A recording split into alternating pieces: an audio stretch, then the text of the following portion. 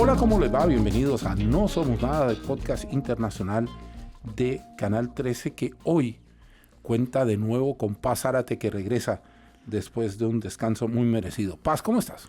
Muy bien, muy contenta de estar de vuelta, mi querido Carlos. Gusto de recibirte y, como siempre le decimos, las opiniones vertidas en este programa representan a quienes las emiten y no necesariamente a la línea editorial de Canal 13. Ha sido una semana bien diversa, ha sido una semana desde la última vez que nos juntamos con ustedes, que ha dado noticias para revisarlas y tratar de ir lo más profundo que podamos. El primer tema es un tema que tiene que ver con una realidad que está afectando a todo nuestro continente y que se está convirtiendo hoy por hoy en la mayor amenaza para las democracias y para los países del continente. Estoy hablando del llamado Tren de Aragua, cuyo líder, el Niño Guerrero, deambula en alguna parte de este continente luego de que el gobierno venezolano intentase tomarse la cárcel donde estaba recluido y él logró huir. La pregunta del millón es la siguiente: ¿cómo enfrentamos colectivamente una amenaza que es para cada país, pero que en el fondo nos termina afectando a todos? Sí, es una súper buena pregunta, es de las preguntas más apremiantes junto con el cambio climático, ¿verdad, Carlos?, para nuestra región. Y a mí personalmente me gustaría pensar que los países se pueden poner de acuerdo para coordinar, por ejemplo, sus policías y sus judicaturas para perseguir el crimen transnacional, donde el Tren de Aragua tiene un rol principal. Ahora, esto no es tan sencillo. Por ejemplo, si quisiéramos que todos los países tuvieran una pena similar para el mismo tipo de delito, lamentablemente hay una influencia realistamente una influencia de la política interna, por ejemplo, en el cálculo de las penas para cada delito. Entonces, hay definitivamente un peso nacional, ¿verdad?, que no se puede evitar. Sí, coloquemos la pelota al piso. A ver, aquí hay dos áreas. Hay un área que es política judicial, que es la que estás contando, y hay un área que es policial. Uno pudiese pensar que este es el momento en que los países del continente, ante una amenaza que puede derivar en que muchos de nuestros países, incluido el nuestro, estoy hablando desde Santiago de Chile, se conviertan en narcoestados, se pongan de acuerdo policialmente para actuar. Eso quiere decir inteligencia común, vigilancia de fronteras, cada país en la suya, pero intercambio de información fluida. ¿Dónde topa eso? En el inmenso poder del narco de corrupción. Pasemos al otro ámbito para volver contigo. En el ámbito político, el establecimiento de pactos que homologuen penas, lo único que puede lograr, siendo muy difícil de hacerlo, es que los delincuentes encuentren cada vez más dificultades en actuar en determinados países cuyas leyes están muy atrasadas. A ello le quiero sumar leyes que castiguen severamente a funcionarios que se dejan corromper. Si es que logramos eso, la amenaza del Tren de Aragua no pasará de ser una amenaza como tal y no una realidad durísima que está afectando no solo a Venezuela. De hecho, afecta a Ecuador, afecta a Perú, nos afecta a nosotros en Chile.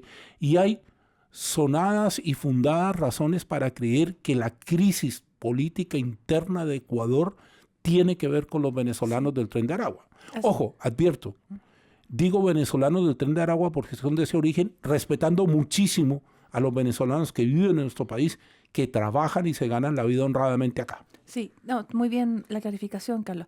Bueno, hay que subrayar entonces que de los desafíos de los gobiernos de nuestra región es importante que al menos se compartan, porque, a ver, tenemos que hacer el recuento entre lo que es realista y lo que querríamos, ¿cierto? Sí, entonces, sí. Lo que es realista por lo menos es que se compartan bases de datos que tienen los perfiles de estos delincuentes que se mueven de país en país y que ampliamente se considere a el crimen organizado como una empresa transnacional.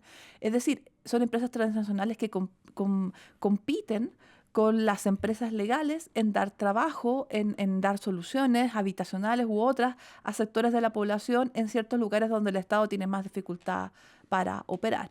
Entonces, lo que sí está ocurriendo, y eso tenemos que reconocerlo, luego que, como bien dices tú, se produjo este allanamiento de la cárcel en Aragua, donde surgió el Tren de Aragua, y que se escaparan varios cabecillas de esta organización, ¿verdad? Que hubo una fuga, porque los policías venezolanos les avisaron. Sí, sí.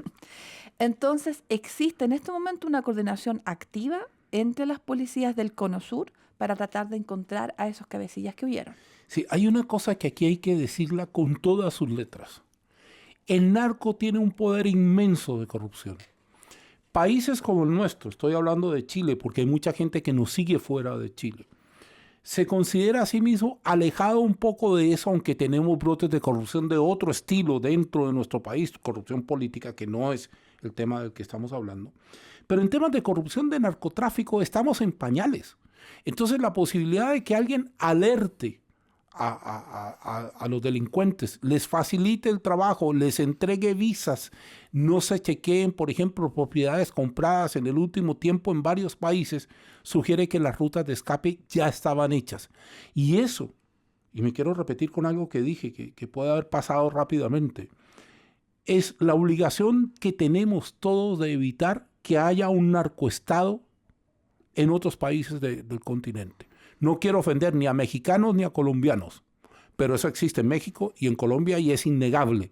Bueno, hay que hacer un esfuerzo enorme porque eso no se instale vía estos delincuentes en otros países. Sí, sí, pero también yo creo que hay que subrayar la responsabilidad de Chile, porque de los países de nuestra región, hay que decir que en nuestra región, en Sudamérica, si bien la población que nosotros tenemos en América Latina corresponde al 8% de la población mundial, el 40% de los homicidios en el mundo corresponden a América Latina. Sí. Es decir, nuestro crimen organizado, que también existe en otras partes del mundo, es particularmente violento. Está enraizado el crimen organizado. Es particularmente violento. Entonces, Chile ha conseguido algo, que es el único país de América Latina que ha detenido a miembros del Tren de Aragua y los tiene, digamos que son parte de investigaciones que existen hoy. Y hay un peligro también.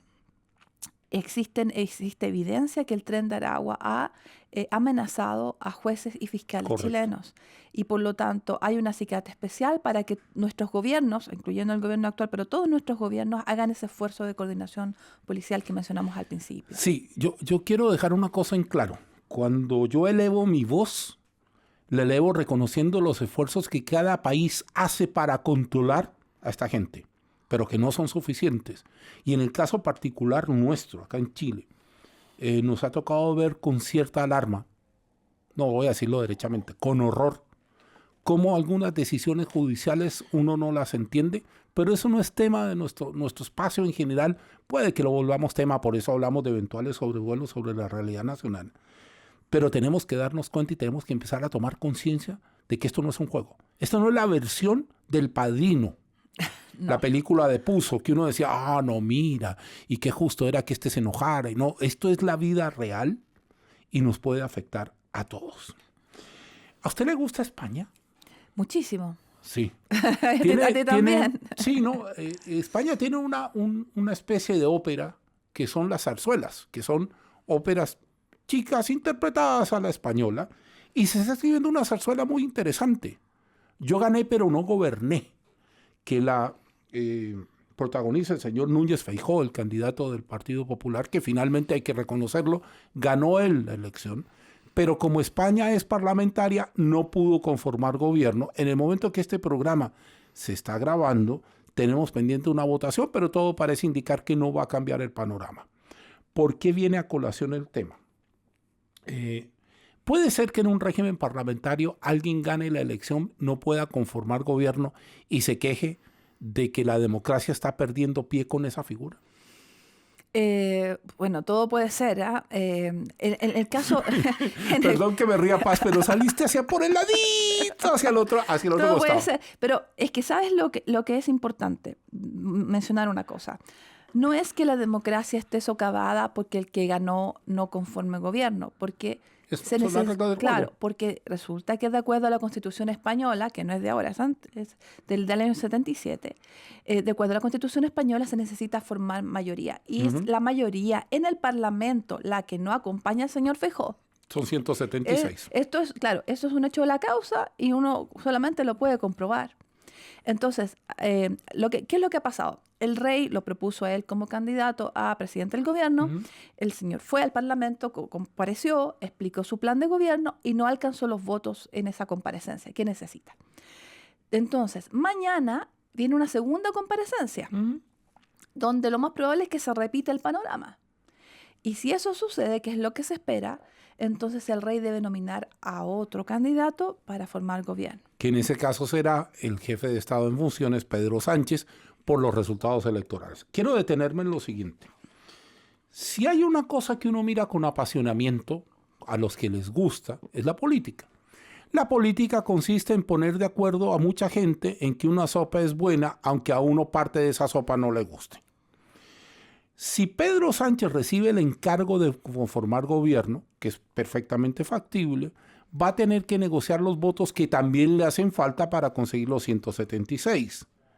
Y ahí le voy a soltar aquí, mira, al frente, una palabra que es, una región que es Cataluña, que hoy por hoy los votos del bloque catalán pueden ser los que a Pedro Sánchez le permitan gobernar, porque los demás están relativamente asegurados. ¿Cuál es el problema aquí? Sánchez tendrá que ofrecer algo a cambio de los votos catalanes. No vamos a decir que todos los catalanes simpatizan con Madrid, porque eso es mentir, no se la llevan muy bien.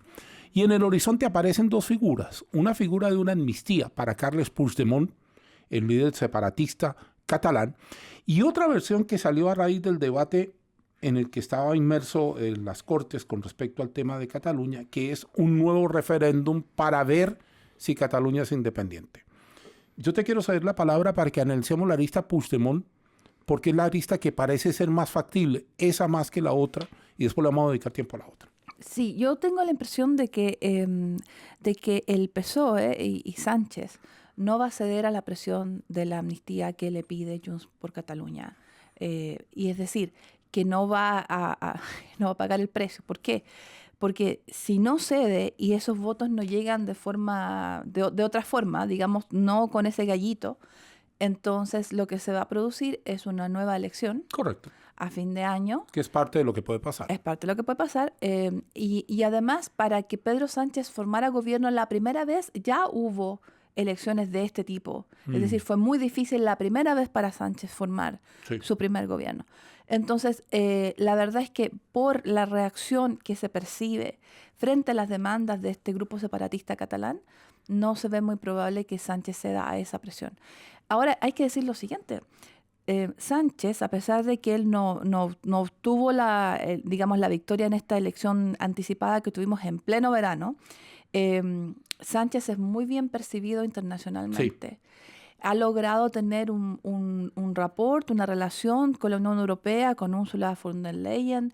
Es el primer gobernante español que habla inglés fluidamente, que tiene un rol, una figuración que no habíamos visto antes, ni siquiera en la época de Felipe González. Y además ha logrado controlar la inflación.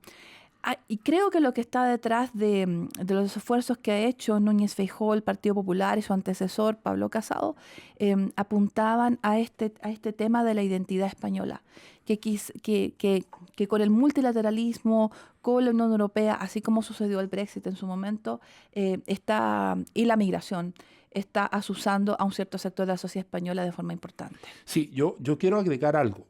A ver. No sé si sabes, pues yo no soy Pedro Sánchez, soy Carlos Zárate y funciono en Santiago de Chile. Pero a mí la sensación que tengo es un poquito divergente de la tuya. ¿En qué me baso? En que Sánchez le amnistió a quienes estaban detrás de la intentona separatista del 2017. Dejó que los condenaran, porque efectivamente fueron condenados, y apenas fueron condenados, Sánchez los amnistió. Me da la sensación que el elemento de negociación aquí con Puigdemont tiene que ser, señor, usted tiene que someterse a la justicia española. Apenas usted se someta a la justicia española y hay un veredicto, en razón de la sana convivencia política, pues podemos ver esto. Ahora, hay sectores del Partido Socialista, entre ellos Felipe González, que se opone terminantemente a esto por toda la lucha que Felipe González tuvo, tanto contra la ETA en su minuto, que le costó incluso cárcel a uno de sus ministros, contra la propia intento secesionista catalán. Pero hay otro tema en la mesa, y es que la comunidad internacional le dijo claramente a las autoridades catalanas en el 2017 que no iban a tener ningún tipo de figuración si decidían separarse de España. Es decir, ¿ustedes pueden separar? Perfecto. No va a tener ni entrada en la Unión Europea, porque tiene que entrar como un país y tiene que poner a la fila de varios otros. No va a tener participación en Schengen ni en nada de eso porque usted se está separando. Ese es un tema. Y lo segundo, para ir un poco, acelerando un poco, porque Cronos ya me acaba de mandar un mensaje, es que el tema del referéndum de independencia catalán para mí ya está zanjado. Ahí no hay ninguna posibilidad. A partir de lo que he dicho precedentemente y a partir de que Pedro Sánchez no va a convocar ni va a permitir que se convoque eso, porque además, recuerden, España es un país de comunidades. Por lo tanto, si Cataluña logra hacer ese referendo, ¿qué te hace pensar que Galicia no lo haga? ¿O los valencianos no lo hagan? ¿O los gallegos no lo hagan? O nuestra familia en el País Vasco, Carlos. O nuestra familia vascos tercos. Bueno, eso se va a decidir mañana viernes. Sí. La votación Feijóo y vamos a ver la otra semana lo que pase con Sánchez. Cerquita de España está un lugar que yo no conozco, un país que lo conozco por fotografías y que a mí, como dicen los españoles, pues me flipa, me mola, que es Grecia. Nuestra Grecia. Tenemos dos temas de Grecia hoy, uno surgido al calor de la charla previa que siempre tenemos para entrar a hablar con ustedes y otro producto de las cosas que han pasado. Grecia promulgó una reforma laboral que a muchos sectores les provocó rechazo, por sus contenidos y a otros les provocó alegría. Los sectores liberales de la economía están felices con la flexibilización del empleo que contempla que no haya pago de despidos por despido en el primer año, que contempla que las personas puedan tener 2 y 3 trabajos hasta un total de 16 horas semanales o 13. Y ese es un sector. Y hay otro sector que está muy complicado porque esto es volver derechos básicos laborales a foja cero. La pregunta que yo me quiero hacer con Paz, para después hablar de una realidad política griega bien interesante, es, ¿justifica una crisis económica el retroceso de los derechos adquiridos? Porque si esto en Grecia comienza a caminar, el mundo siempre es copy, el mundo siempre copia, el mundo siempre agarra. Mire, esto le funcionó para no ir más lejos. La dolarización de Ecuador en su minuto fue copiada en Argentina, para no ir más lejos.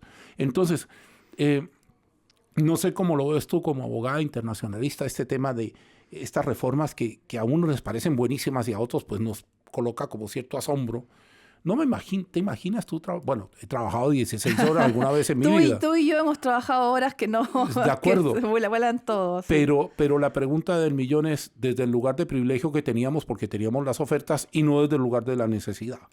De acuerdo, sí. Bueno, en Grecia entonces hay 2 cosas. Número 1, esta reforma laboral que ha generado mucho revuelo, muchas protestas. Por supuesto, también la mirada, preocupada de la comunidad internacional porque la OIT dice que los trabajadores deben trabajar 10 horas al día y no 13. Y además, no solo eso, porque además la reforma contempla trabajar un 6º día, es decir, de lunes a sábado. Exacto. Ahora, el gobierno, que es de derecha, según la última elección, ha dicho que el propósito de esto es reducir la informalidad. Es decir, que las personas deban declarar que tienen 2 empleadores, 2 contratos. Y aumentar la recogida de impuestos, también, ¿no? Porque si tú reduces la informalidad, es plata que le ingresa a caja.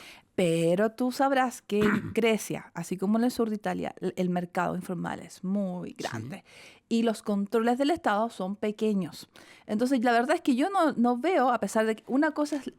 Hay un dicho en términos jurídicos, echa la ley, echa la trampa.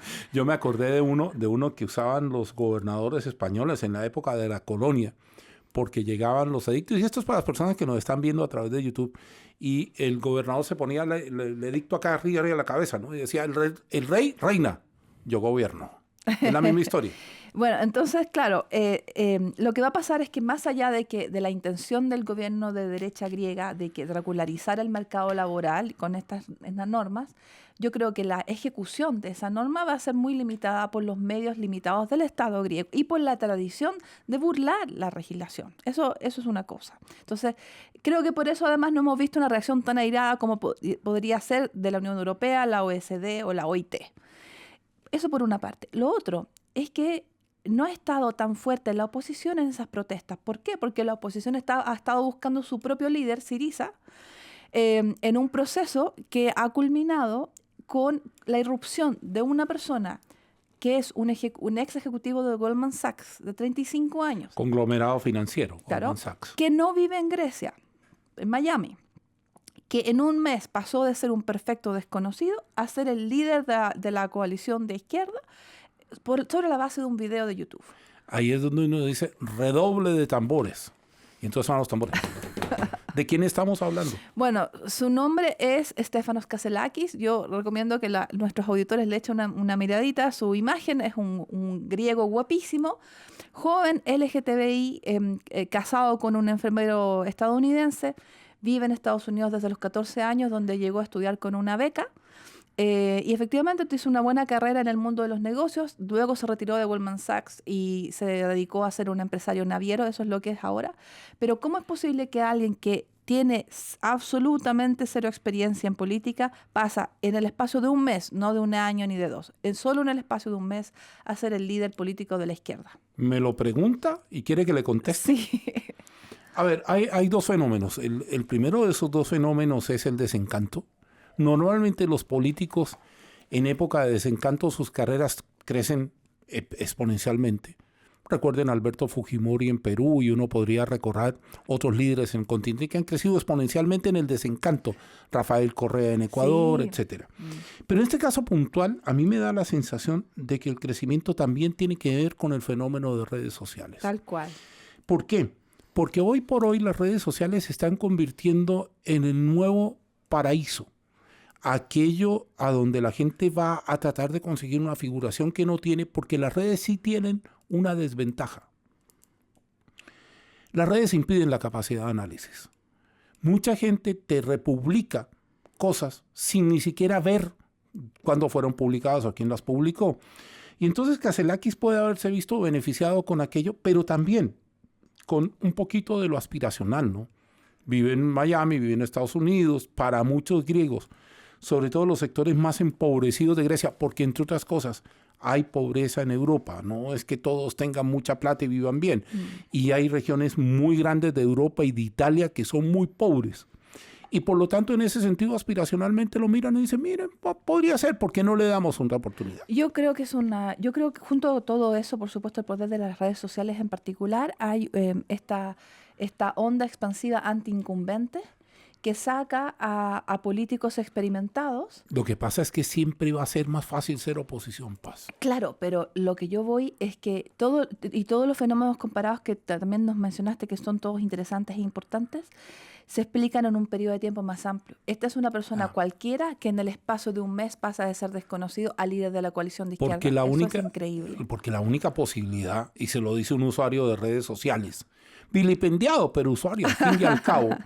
es que uno crece exponencialmente cuando en redes comienza a exponer una idea, y cuando esa idea, y mire que tengo, en general yo me precio de tener buena memoria y conectar cosas.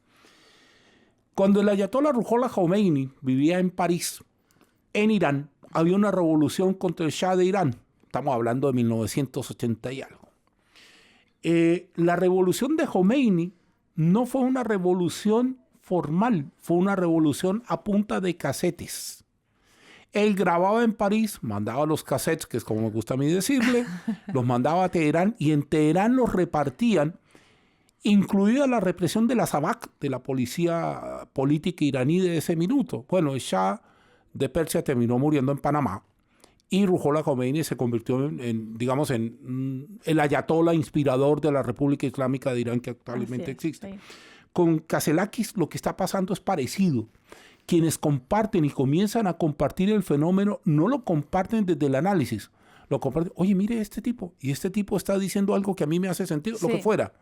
Y ese boca en boca va haciendo crecer la figura. Ahora, ¿tendrá los elementos para convertirse en gobierno el señor Kasselakis? No lo sé, porque no tiene ninguna experiencia. Y nadie lo sabe. Nadie lo sabe. De hecho, yo busqué un video de él en inglés y no existe porque en un mes él solo tiene este video en griego, donde explica su vida y cuáles son sus ideas. Y esa es toda la plataforma que tuvo para hacerse con el cargo líder de Syriza. Creo que tenemos que mirarlo con mucho interés. Los mismos griegos dicen que libros se escribirán de cómo alguien construye una política, una plataforma política tan exitosa en solo un mes. Vamos a ver ese libro, no sé si se escribe en griego antiguo, en griego nuevo, en inglés o lo que fuera. El último tema para nosotros es un tema bien interesante que tiene dos aristas. Voy a agotar la más rápida primero y vamos a dejar la otra después. Nos está causando asombro las altas temperaturas en pleno invierno en Brasil, incluso en nuestro país, temperaturas en Brasil que han rozado los 38 grados centígrados.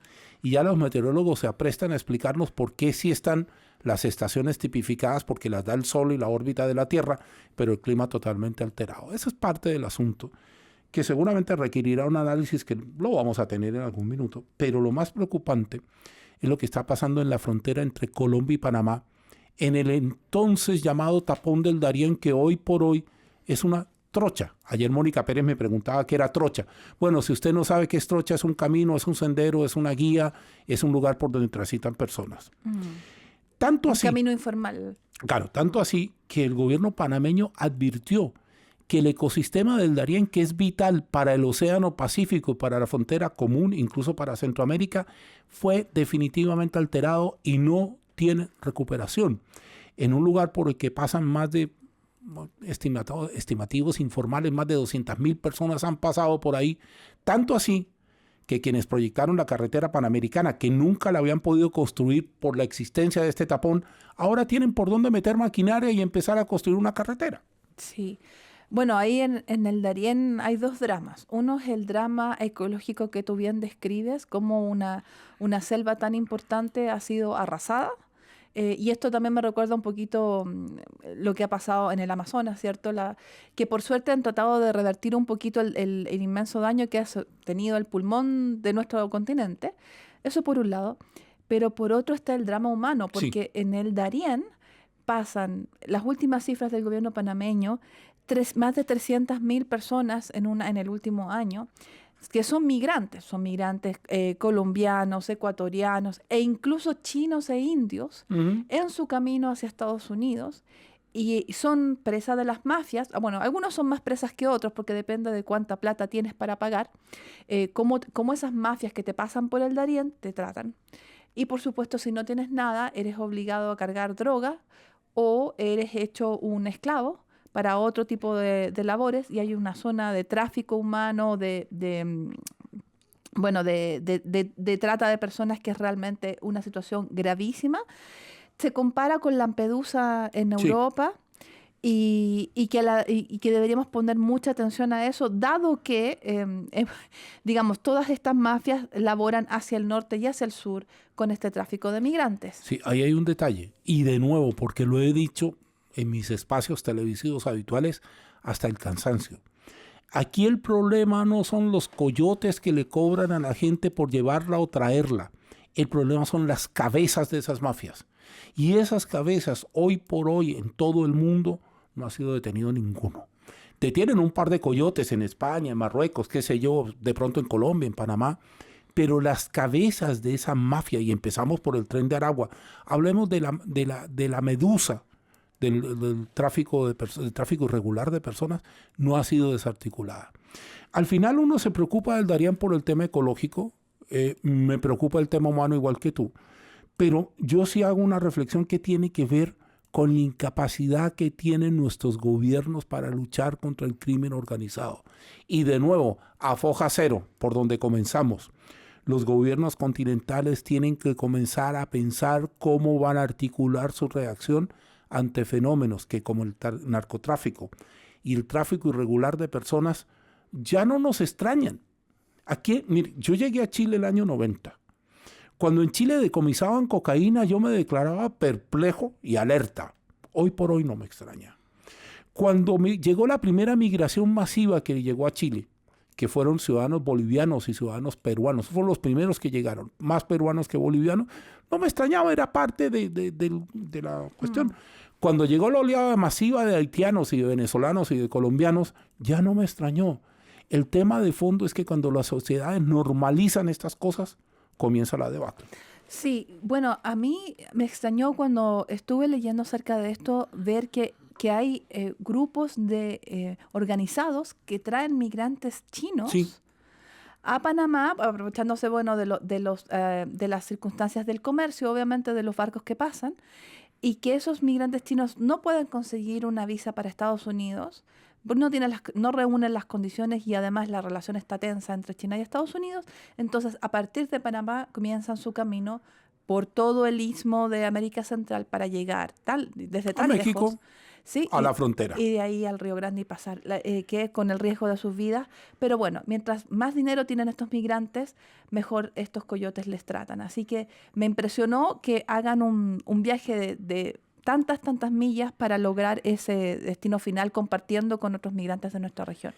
Doña Paz, gracias por haber vuelto. Cronos, que es el dios implacable, me acaba de decir. Don Carlos, dele a Paz la oportunidad de despedirse. Bueno, muchas gracias.